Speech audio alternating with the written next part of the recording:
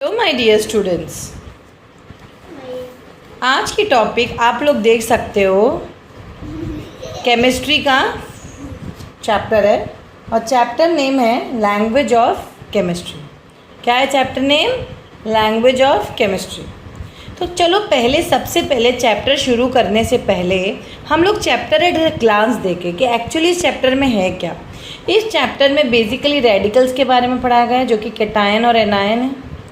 Okay, valency and valence electrons के बारे में पढ़ाया गया है। सिंबल और सिग्निफिकेंस के बारे में पढ़ाया गया है। देन हम केमिकल फार्मूलाज भी पढ़ेंगे जिसमें हम फार्मूला कैसे लिखते हैं वो पढ़ेंगे, नेमिंग का कंपाउंड पढ़ेंगे, बाइनरी है कि पॉली एटॉमिक है। उसके बाद जो हम पढ़ेंगे वो है केमिकल इक्वेशन, यानी कि इक्वेशन लिखते कैसे हैं, बैलेंस कैसे करते हैं और लिमिटेशंस ऑफ केमिकल इक्वेशन। ठीक है, अब ये चैप्टर स्टूडेंट्स आप लोगों को 8th स्टैंडर्ड में भी था, राइट। और बहुत से टॉपिक मैंने इसके 8th स्टैंडर्ड में कवर किए गए हैं। स्पेशली जो इम्पोर्टेंट टर्म्स एंड डेफिनेशंस हैं, सिंबल्स है, जैसे सिंबल का definition, the simplified abbreviated names of the elements are called symbols, ये हमने 8th स्टैंडर्ड में कवर किया है। ओके, सिंबल जो है अक्सर जो होता है जो भी एलिमेंट का जो फर्स्ट अल्फ़ाबेट है, जैसे ये हाइड्रोजन का फर्स्ट अल्फ़ाबेट H है, उसको रिप्रेजेंट करता है।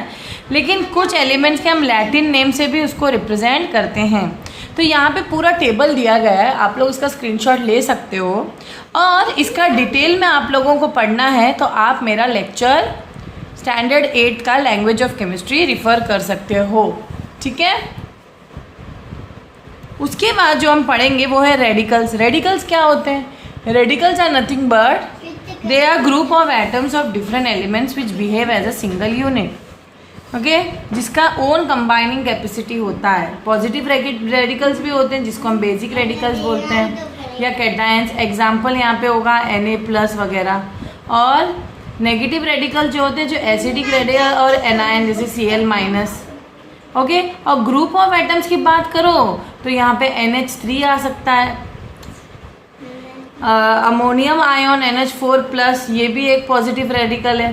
और नेगेटिव रेडिकल की बात करो, ग्रुप ऑफ आयंस वाली बात करो या ग्रुप ऑफ एटम्स वाली बात है, नेगेटिव आयन में आएगा PO4, ओके 2-, ये भी एक एग्जाम्पल आप ले सकते हो। फिर हम वैलेंस इलेक्ट्रॉन्स के बारे में पढ़ेंगे। वैलेंस इलेक्ट्रॉन्स वो होते हैं जो एटम के आउटरमोस्ट शेल के जो इलेक्ट्रॉन्स को हम वैलेंस इलेक्ट्रॉन बोलते हैं। एटम्स के आउटरमोस्ट शेल के इलेक्ट्रॉन को हम वैलेंस इलेक्ट्रॉन बोलते हैं। और valency is the combining capacity of an element, यानी कि एक एलिमेंट का कंबाइनिंग कैपेसिटी को हम डिटेल में देखो स्टूडेंट्स, आप लोग को मेरा स्टैंडर्ड 8 का लेक्चर रिफ़र करना पड़ेगा क्योंकि उसमें हमने वैलेंसी के टॉपिक, ये सारे टॉपिक्स क्या किया है, कवर किया है।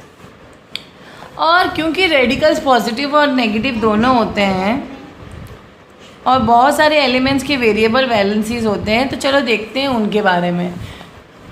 तो एलिमेंट्स यहाँ पे लेड, आयन, मरकुरी, टिन दिया है। लोअर वैलेंसी लेड का होता है +2 और हायर वैलेंसी +4। तो जब भी कोई एलिमेंट का लोअर वैलेंसी होता है उसको हम अस लगाते हैं, हायर वैलेंसी को इक लगाते हैं। जैसे आयन को हम फेरस बोलते हैं, लोअर वैलेंसी +2 है, हायर वैलेंसी इसकी +3 है। ठीक है, तो उसको हम Fe3+ बोलते हैं। वैसे मर्क्यूरस है, मर्क्यूरिक है, लोअर वैलेंसी मर्क्यूरी की +1 है, हायर की +2 है। टिन की +2 है, लोअर वैलेंसी, हायर वैलेंसी +4 है। टिन को हम स्टैनम बोलते हैं, तो स्टैनस हम लोअर वैलेंसी को बोलेंगे, स्टैनिक हम हायर वैलेंसी को बोलेंगे। ठीक है, उस तरह पॉजिटिव रेडिकल जैसे मैंने कहा जितने भी ग्रुप 1A के एलिमेंट्स होते हैं, हलीना के रब से फरियाद ग्रुप 1 का निमोनिक है, तो उसमें जो पोटेशियम, सोडियम या जो डी ब्लॉक एलिमेंट्स है कॉपर, Hg या हाइड्रोजन, ये सब NH4+, Ag+, ये सब कैटायंस होते हैं। ये क्योंकि सिंगल चार्ज है तो मोनोवैलेंट, अगर 2 चार्ज हो, कैल्शियम वगैरह में +2 चार्ज है ना, मैग्नीशियम में +2, तो ये सारे क्या हुए, ये डाईवैलेंट रेडिकल्स हुए। ट्राईवैलेंट भी होते हैं अगर Fe3+ हुए, और टेट्रावैलेंट हो गया अगर SN4+ है ना, अगर 4+ वैलेंट अगर उसके चार्ज हो। उसी तरह नेगेटिव रेडिकल्स की भी बहुत बड़ी लिस्ट है। यहाँ पे देखो फ्लोराइड, क्लोराइड, जितने भी हैलोजेंस है, फ्लोरीन, क्लोरीन, ब्रोमीन हैलोजेंस है ना, इनका -1 चार्ज होता है। ठीक है, बाकियों का भी आपको चार्जेस दिए गए। इनके मैंने निमोनिक्स तक स्टैंडर्ड 8 के चैप्टर में किया है निमोनिक के साथ, तो प्लीज़ स्टूडेंट आप लोग रिफ़र करना, तब जाके आप लोग को ये चैप्टर समझ में आएगा, अदरवाइज नहीं समझ में आएगा। केमिकल फॉर्मूला तक मैंने वहाँ पे किया गया है। तो केमिकल फॉर्मूला कैसे बनाते हैं, वो क्रिस क्रॉस मेथड से बनाते हैं। क्रिस क्रॉस मेथड में क्या होता है पता है? स्टेप नंबर 1, जो भी जैसे जैसे ये चैप्टर जैसे ये क्वेश्चन दे दिया गया आपको, अगर हमने कह दिया मैंगनीज डाइऑक्साइड लिखो, मैंगनीज डाइऑक्साइड में मैंगनीज का आपको वैलेंसी पता होनी चाहिए जो कि +2 है, +4 है, और ऑक्सीजन का 2- है।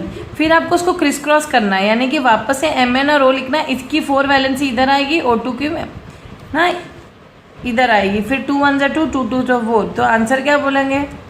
MnO2। आंसर में क्या बना? MnO2। उसी तरह अगर समझो कैल्शियम ऑक्साइड आया, तो कैल्शियम और ऑक्सीजन ले लो, कैल्शियम और ऑक्सीजन वापस लिखना। कैल्शियम की वैलेंसी कितनी है? +2 है, ये 2+ लिख दो। ऑक्सीजन की 2- है। अब इसकी वैलेंसी इसको जाएगी, इसकी वैलेंसी इसको जाएगी। इसकी क्या 2 है, माइनस और प्लस आप लोग इग्नोर करना होता है ना जब वैलेंसी दोगे, ठीक है। Shift the valency number two the lower right of the atom of the radical, ऐसे करना है, ओके। फिर दूसरा वाला इधर भेज दो, 2 2 कैंसिल हो गया। फॉर्मूला क्या बना? कैल्शियम ऑक्साइड का CO। इस तरह आप लोगों को करना है। इस तरह हमने बहुत सारे क्वेश्चन स्टैंडर्ड 8 में कराए हैं, आप लोग उसको देख सकते हो, ठीक है। और बहुत सारे यहाँ पे केमिकल कंपाउंड्स के लिस्ट दिए गए हैं, जैसे कार्बन मोनोऑक्साइड का CO होता है, नाइट्रोजन डाइऑक्साइड का NO2 होता है, CO2 वगैरह, यहाँ बहुत सारे दिए हैं, टर्शरी कंपाउंड्स दिए हैं, ठीक है। ये सब नेमिंग ऑफ एसिड्स के बारे में अगर मैं बताऊँ, अगर नेमिंग ऑफ केमिकल कंपाउंड में डिटेल में आपको ये याद रखना है, तो अगर एक बाइनरी 2 एलिमेंट्स है, तो 2 एलिमेंट्स में आपको याद रखना है बाइनरी कंपाउंड्स में, अगर एटम मेटल है और दूसरा नॉन मेटल है, तो हमेशा मेटल का नाम पहला लिखना, नॉन मेटल का बाद में लिखना, ओके। और जो नॉन मेटल होगा वो आइड से एंड होगा। फॉर एग्जांपल सोडियम ऑक्साइड, क्योंकि ऑक्सीजन आइड से एंड हो रहा है। एल्यूमिनियम नाइट्राइड, ठीक है, इस तरीके से एंड होता है। कंपाउंड अगर 2 नॉन मेटल हो तो named by prefix mono, di, tri etcetera. जैसे कि कार्बन और ऑक्सीजन जो है दोनों एक तरीके से नॉन मेटल है, तो इसका भी कार्बन क्योंकि एक ही ऑक्सीजन है तो इसलिए मोनो ऑक्साइड। यहाँ पे देखो नाइट्रोजन डाई है तो डाई ऑक्साइड, तो डाई ट्राई, ये प्रेफिक्स आप लोग यूज़ करोगे। उसके बाद टर्शरी कंपाउंड्स में कंपाउंड्स हैविंग 3 एलिमेंट्स, अगर 3 एलिमेंट हो तब क्या करोगे आप लोग? तो अगर उसमें से एक अगर ऑक्सीजन हुआ तो उसको आप लोग सफिक्स 8 दोगे, ठीक है।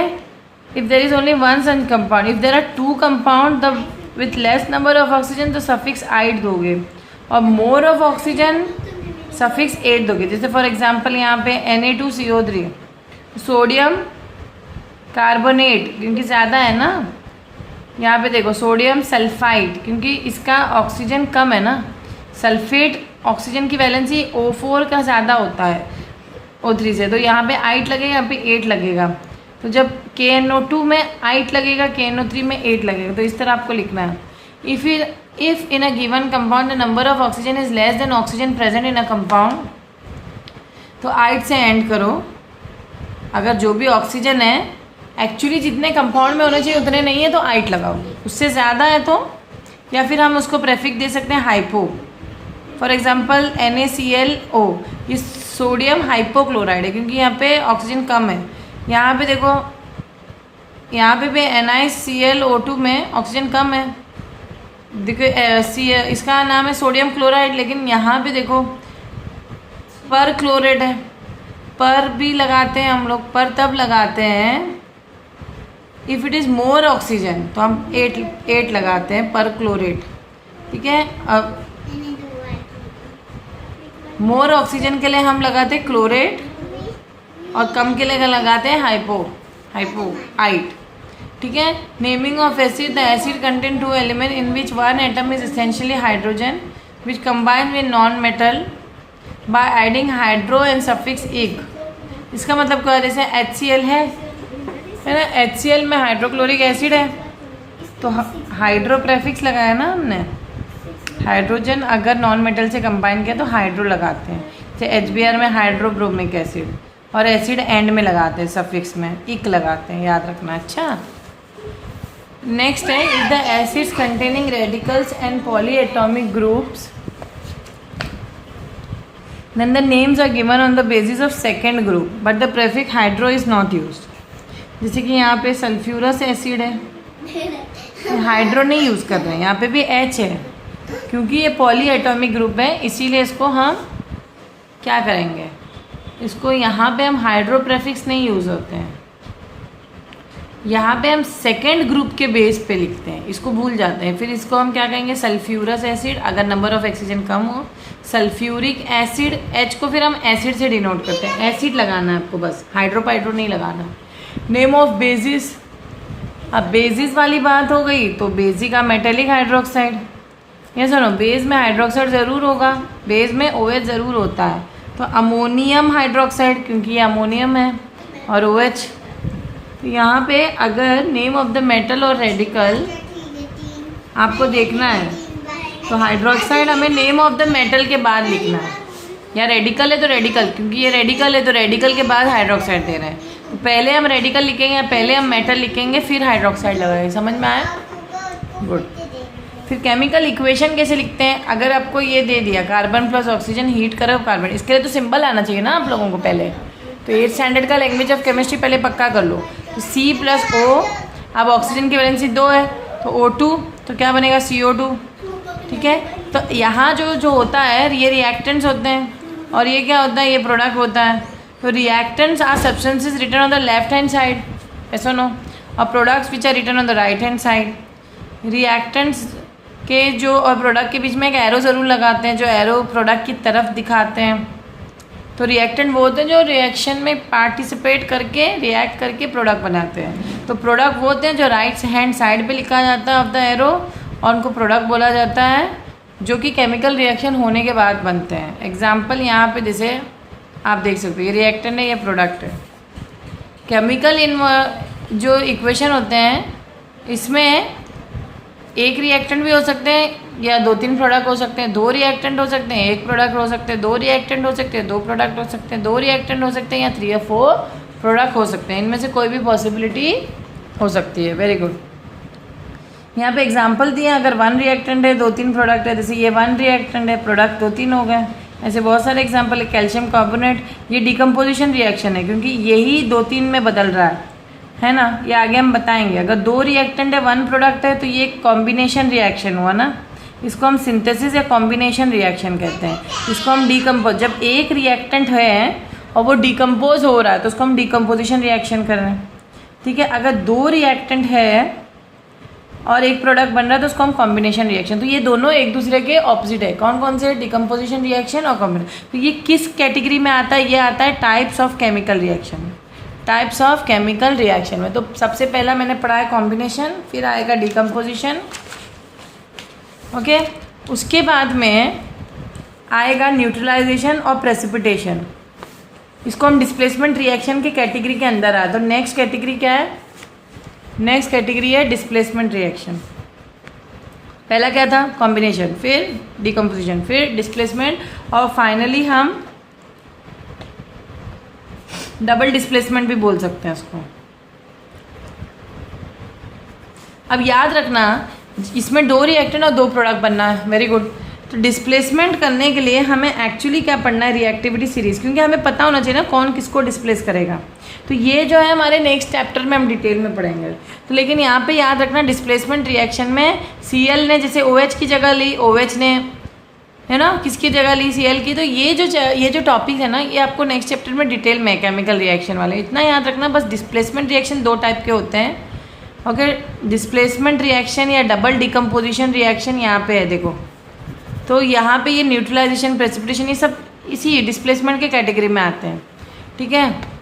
और 2 रिएक्टेंट्स एंड 3 प्रोडक्ट, इसमें ये बहुत सारे इक्वेशंस यहाँ पे भी दिए। हम ये डिटेल में किस में पढ़ेंगे? नेक्स्ट चैप्टर में। अभी तक तो मैंने बस एग्जांपल्स बताए कि इस टाइप के रिएक्शन होते हैं, तो इस टाइप के 2-3 प्रोडक्ट बनते हैं। किसी में 1 प्रोडक्ट बनता है, किसी में 2 रिएक्टेंट होते हैं तो 1 प्रोडक्ट, किसी में 1 रिएक्टेंट तो 2 प्रोडक्ट। तो ये समझ में आया आप लोगों को? अब बैलेंस केमिकल इक्वेशन में तब बैलेंस होता है कोई भी इक्वेशन अगर number of atoms of each element and left hand side यानी कि रिएक्टेंट साइड में जितने नंबर ऑफ एलिमेंट हो उतने ही प्रोडक्ट साइड में भी हो यानी कि राइट हैंड साइड पे। और such type of an equation हम बैलेंस केमिकल इक्वेशन कहते हैं। इसका डेफिनेशन भी आ सकता है, ठीक है। तो बैलेंस करने के लिए हमें रिएक्टेंट्स कौन कौन है और प्रोडक्ट्स कौन कौन है पहले तो ये पता होना चाहिए। यही नहीं पता है तो कैसे बैलेंस करोगे, यही नहीं पता तो आप बैलेंस ही नहीं कर पाओगे। इसमें दो तरीके के मेथड होता है, एक है हीट एंड ट्रायल मेथड। हमने ये भी जो पार्ट है हम स्टैंडर्ड 8 के पार्ट चैप्टर में कर चुके हैं। तो हीट एंड ट्रायल मेथड में आपको कुछ नहीं करना है, बस chemical equation by assigning suitable coefficient to the molecule अंदाजे से। ओके, तो जैसे कि यहाँ पे ये वाला इक्वेशन है, यहाँ पे KOH HCl KCl और H2O दिया गया है। अब पहले आप लोग क्या टेबल बनाओ कि एलिमेंट लिख दो, फिर number of atoms on reactant side और प्रोडक्ट साइड लिख दो। अब एलिमेंट कौन कौन से हैं हमेशा याद रखना। हाँ, सबसे पहले आप जब भी बैलेंस करो नंबरिंग सबसे पहले मेटल को दो, फिर नॉन मेटल को बैलेंस करें, फिर ऑक्सीजन को बैलेंस करो, फिर हाइड्रोजन को बैलेंस करो। ये वाला जो निमोनिक कभी भूलना नहीं।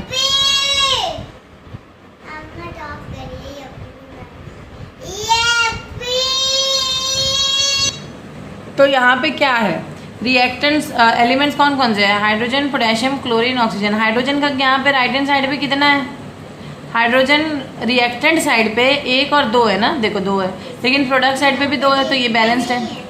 और पोटेशियम देख लो रिएक्टेंट साइड पे 1 है, प्रोडक्ट साइड पे भी 1 है, ये भी बैलेंस्ड है। यहाँ पे देखो O जो है रिएक्टेंट साइड पे 1 है और प्रोडक्ट साइड पे 1 है, ये भी बैलेंस्ड है। और फाइनली Cl देखो रिएक्टेंट साइड में भी 1 है और प्रोडक्ट साइड में भी 1 है, ये दोनों बैलेंस यानी कि ये रिएक्शन बैलेंस्ड है, हैंस बैलेंस्ड।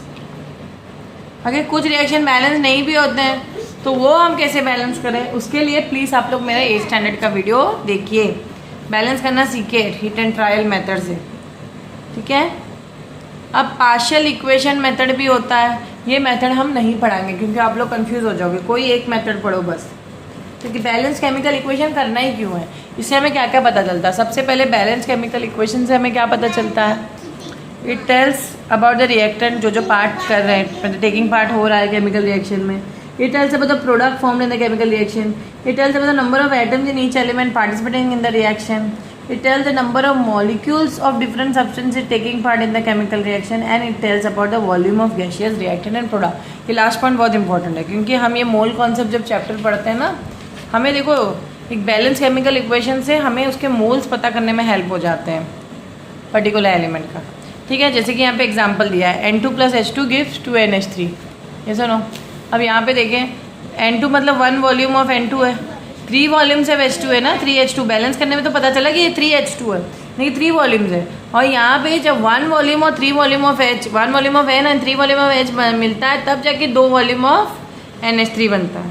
तो ये हमें बता रहा है मोल्स। इस और क्या बता रहा है, tells about the masses of reactants and products involve during the reaction. Mass भी पता चलता है, मैग्नीशियम का 24 ग्राम, H2SO4 का आप कैलकुलेट कर सकते हो, हाइड्रोजन का कितना है 1 है, इंटू 2 किया 2, सल्फर का और ऑक्सीजन का सब कैलकुलेट करके 98 ग्राम हो जाता है। और टोटल देखो MgSO4 वो भी कैलकुलेट कर सकते हैं, ये कैसे कैलकुलेट करना हम सिखाएंगे।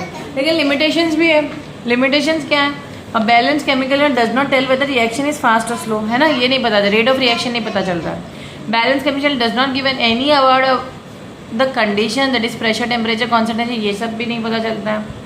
A balanced equation does not tell the physical state of the reactant and does not even tell whether the reaction gets completed or not. Very important, ये भी नहीं पता चलता है।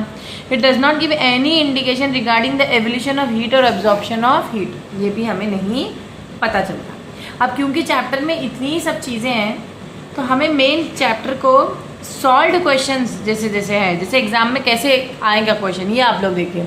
सबसे पहले जैसे कि state the valency formula of the following radicals और लायंस, मैं चाहती हूँ आप लोग खुद सॉल्व करें। जैसे अमोनियम आयन का क्या है, अमोनियम आयन NH4+ है, यानी कि इसकी +1 वैलेंसी हुई, तो वैलेंसी क्या हुई +1। उसी तरह आप बाकी का भी सॉल्व करो। फेरिक यानी कि इक मतलब मैंने क्या कहा था +3, क्यूप्रिक इक मतलब +2, प्लम्बम का +2, नाइट्रेट का -1, नाइट्राइट का -1 साल। तो ये आपको पहले टेबल याद करना पड़ेगा, तो वैलेंसी अपने आप लिखोगे, ठीक है। ये आप लोग प्लीज़ पढ़ लेना, तभी जाके आप टेबल सॉल्व कर पाओगे। उसी तरह आप लोगों को फॉर्मूला ऑफ फॉलोइंग सॉल्ट्स लिखना आना चाहिए। जैसे ये पूरा है, आप लोगों को सबको देखो मैंने 1-2 किए हैं, आपको सब सॉल्व करना है। आप लोग स्क्रीनशॉट ले लीजिए, मुझे इसका एज अ होमवर्क चाहिए। सबका आप बैलेंसेस याद करोगे क्योंकि जो क्वेश्चन इसमें बहुत इंपॉर्टेंट है। उसी तरह फॉर्मूले भी आप लोग स्क्रीनशॉट लीजिए और मुझे पूरे ये जो जितने फॉर्मूला है 20 क्वेश्चन है जितने भी है वो मुझे चाहिए। क्रिस क्रॉस करना है, जैसे सोडियम क्लोराइड आपको बनाना है तो सोडियम की और Cl की वैलेंसी क्रिस क्रॉस करनी है, NaCl बन जाएगा। ठीक है, जैसे सोडियम सल्फेट की बनानी है आपको तो सल्फेट की वैलेंसी -2 है तो 2 इधर आया, लोअर नीचे लिखना है आपको एलिमेंट के नीचे। यहाँ पे Na ++1 SO4 क्योंकि पूरे ब्रैकेट में लेना है। जब भी तुम्हें ऐसे टुगेदर कोई एक नंबर आया इकट्ठा वाला तो उसमें ब्रैकेट ज़रूर डालना है। फिर क्रिस क्रॉस करके क्या बना Na2SO4, इस तरह फॉर्मूला बनाना है। तो सारे क्वेश्चन आप लोग को सॉल्व करने हैं। ओके, इसके सॉल्व इसमें है लेकिन आप लोगों को पूरा करना है। एक और एग्जाम्पल चाहे तो मैं करा सकती हूँ, जैसे सोडियम हाइड्रोजन कार्बोनेट अगर आपको दिया है। सोडियम हाइड्रोजन कार्बोनेट एक्चुअली होता क्या है? सोडियम हाइड्रोजन कार्बोनेट क्या होता है? वॉशिंग सोडा क्या होता है? Na2CO3 होता है। बेकिंग सोडा NaHCO3 होता है ना। तो ये NaHCO3 HCO3 का वैलेंसी -1 होता है। Na का +1, दोनों का क्रिस क्रॉस करो तो 1-1 क्रिस क्रॉस हो गया तो NaHCO3 बना। बस इस तरह आप लोगों को बनाना, ठीक है। तो एग्जाम में ऐसे क्वेश्चन दिया जाएगा, आपको कहेंगे सोडियम, देखो यहाँ पे सोडियम हाइड्रोजन कार्बोनेट भी नहीं दिया, सोडियम बाइकार्बोनेट। देखो सोडियम कार्बोनेट का फॉर्मूला क्या है? Na2CO3। बाइकार्बोनेट बी से याद रखना, बाय से बेकिंग सोडा, इसका दूसरा नाम क्या है? सोडियम बाइकार्बोनेट का बेकिंग सोडा। तो baking soda sodium hydrogen carbonate होता है। स्टूडेंट्स प्लीज़ कॉमन नेम भी याद रखो, जब तक कॉमन नेम नहीं आएगा। जैसे सोडियम क्लोराइड का कॉमन नेम क्या है? नमक, कॉमन सॉल्ट। तो एग्जाम में कहेंगे नमक, कॉमन सॉल्ट का फॉर्मूला लिखो। अब तुम लोग दिमाग चकराएगा, तुम लोग का कॉमन सॉल्ट यार किसको बोलते हैं? NaCl को बोलते हैं। जब आप लोग को सोडियम क्लोराइड को बोलते हैं, जब आप लोग को पता ही नहीं है तो लिखोगे क्या? जैसे एग्जाम में आया सोडियम बाइकार्बोनेट का फॉर्मूला लिखो या बेकिंग सोडा का लिखो। इसी तरह वॉशिंग सोडा का आ सकता है। वॉशिंग सोडा क्या है? Sodium carbonate. तो इस तरह आप लोगों को प्लीज़ थोड़ा सा बेस अपना 8th स्टैंडर्ड का बेस क्लियर करो। इस तरह देखो ऐसे भी क्वेश्चन दिया, give the names of the following compound. जैसे नाम यहाँ पे कंपाउंड दिया है, फॉर्मूला नाम लिखना है। जैसे आप लोगों को पता है मैंने बहुत सारे रूल्स पढ़ा दिए थे। जैसे अमोनियम क्लोराइड बोलते हैं इसको, है ना, NH4 अमोनियम क्लोराइड। Na2O2 क्या होता है? Na2O2 सोडियम क्या होगा? पेरोक्साइड, क्योंकि 2 ऑक्साइड है तो पेरोक्साइड, मैंने ये पढ़ाया था आपको, पेरोक्साइड। फिर जिंक हाइड्रोक्साइड, OH यानी कि हाइड्रोक्साइड। KHCO3 क्या होगा? जल्दी बताइए। पोटेशियम, H बीच में है तो बाइकार्बोनेट। फिर K4FeCN6, ये थोड़ा कॉम्प्लिकेटेड लग रहा है लेकिन टेंशन मत लो। देखो ये पोटेशियम है और ये पूरे ग्रुप को हम फेरोसाइनाइड ग्रुप बोलते हैं। उस तरह NaClO है, इसको हम कहते हैं नाइट्रस एसिड, ठीक है। जब मल्टी एटम्स होते हैं तो उसको हम नाइट्रस एसिड बोलेंगे, ठीक है। याद रखना आप लोगों को। और भी बहुत सारे क्वेश्चन है, जैसे कैल्शियम सल्फेट इसको बोलते हैं। फिर ये इसको हम क्या करेंगे? नाइट्रस एसिड बोलते हैं। AgNO3 को हम सिल्वर नाइट्रेट कहते हैं। HNO2 को हम नाइट्रस एसिड, HNO3 को हम नाइट्रिक एसिड। तो ये आप लोग को स्टूडेंट्स पता होना चाहिए। उसके बाद मेन इंपॉर्टेंट क्वेश्चन है balance the chemical equation. Balancing करने के लिए प्लीज़ आप लोग 8th स्टैंडर्ड का वीडियो देखिए और ये सारे क्वेश्चन को स्क्रीनशॉट लेके इसको सॉल्व करने की कोशिश करो। जब तक कोशिश नहीं करोगे तो कर नहीं पाओगे, ठीक है। गुड। अब इस चैप्टर में बेसिकली इतना ही है, बाकी सारी आप लोगों को इस तरह इक्वेशन दिया जाएगा। जैसे कि यहाँ पे दिया sulphur dioxide plus oxygen sulphur trioxide. तो सल्फर डाइऑक्साइड का फॉर्मूला आप लोगों को पता होना चाहिए। क्या है सल्फर डाइऑक्साइड का फॉर्मूला? जल्दी बताइए। सल्फर डाइऑक्साइड का फॉर्मूला क्या होता है? SO2। ऑक्सीजन का फॉर्मूला क्या है? O2। और सल्फर ट्राइऑक्साइड क्या है? SO3। अब उनको बैलेंस करो। जैसे यहाँ पे सल्फर डाइऑक्साइड मैंने कहा, मैं एक एग्जाम्पल करके दिखा रही हूँ, बाकी आप लोग करें। Sulphur die SO2 plus oxygen O2 बनेगा सल्फर ट्राइऑक्साइड SO3।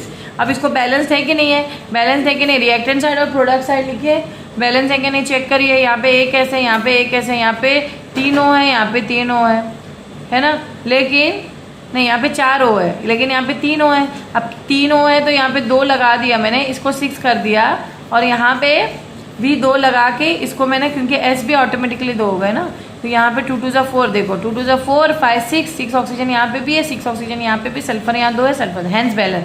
तो इसी तरह आपको बाकी का भी करना है। स्क्रीनशॉट लीजिए और प्लीज़ सॉल्व कर दीजिए। ठीक है। अब नेक्स्ट क्वेश्चन है what is the valency of the underline elements in the following compound. इस टाइप के क्वेश्चन आ सकते हैं। जैसे कैल्शियम क्लोराइड में कैल्शियम की क्लोरीन की साथ दो है तो ये दो वैलेंसी इसकी हो गई ना +2। ऑब्वियसली क्रिस क्रॉस होने के बाद ये फॉर्मूला बना ना, तो Ca की वैलेंसी 2 थी तभी तो Cl को 2 लग गई क्रिस क्रॉस होने के बाद। CCl4 में इसकी 4 है तो 4 एक्चुअली C की है, समझे। कॉपर सल्फेट में SO4 की वैलेंसी 2 थी तो कॉपर की कितनी होगी 2 ही होगी, तब जाके वो कैंसिल आउट हुआ ना और CuSO4 बना। तो स्टूडेंट्स प्लीज़ थोड़ा दिमाग से काम लीजिए और करो ये उसको। जब तक करोगे नहीं इस तरह डेफिनेशन पे आएंगे, what is a symbol, significance of symbol, ये सब आ सकते हैं। ओके अब मेन एक चीज़ आती है आप लोगों को मॉलिक्यूलर मास कैलकुलेट करने के लिए। तो मॉलिक्यूलर मास कैलकुलेट करने में सबसे पहले आपको फॉर्मूला दिया जाएगा और कहेंगे इसका मॉलिक्यूलर मास ढूंढो।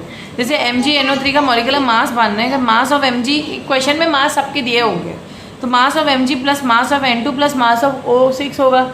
ऐसा नो मास ऑफ Mg कितना है 24 गिवन है, गिवन सब हो जाएगा। तो N का N2 है, N का 14 है तो 14 × 2 हुआ। ऑक्सीजन का 6 × 16 × 6 हुआ। तो ये कैलकुलेट करके नंबर लिखिए 14 2 28, 16 6 96। आंसर क्या है 148 AMU। उसी तरह मॉलिक्यूलर मास ऑफ Na2SO4 बनाओ। Na का 23 है, इंटू 2 करना क्योंकि दो है ना तो इंटू 2 करना है, जितने भी उतने इंटू करना। जैसे S का 40, S का कितना है 32 तो 32 लिखो। O 4 है तो O का 16 है तो 4 O का कितना होगा 64। तो ये पूरा ऐड करो 142 AMU। इसी तरह आप बाकियों का भी सॉल्व करिए। ओके स्क्रीनशॉट ले लीजिए और सॉल्व करने की कोशिश करिए, ठीक है। तो इस चैप्टर से बेसिकली इतना ही आएगा। ओके तो आप लोगों को मेन तो रेडिकल्स पढ़ने हैं, कुछ थोड़े बहुत डेफिनेशंस पढ़ने हैं, बैलेंसिंग करने आना चाहिए। ओके इतना तो आना चाहिए। Okay thank you.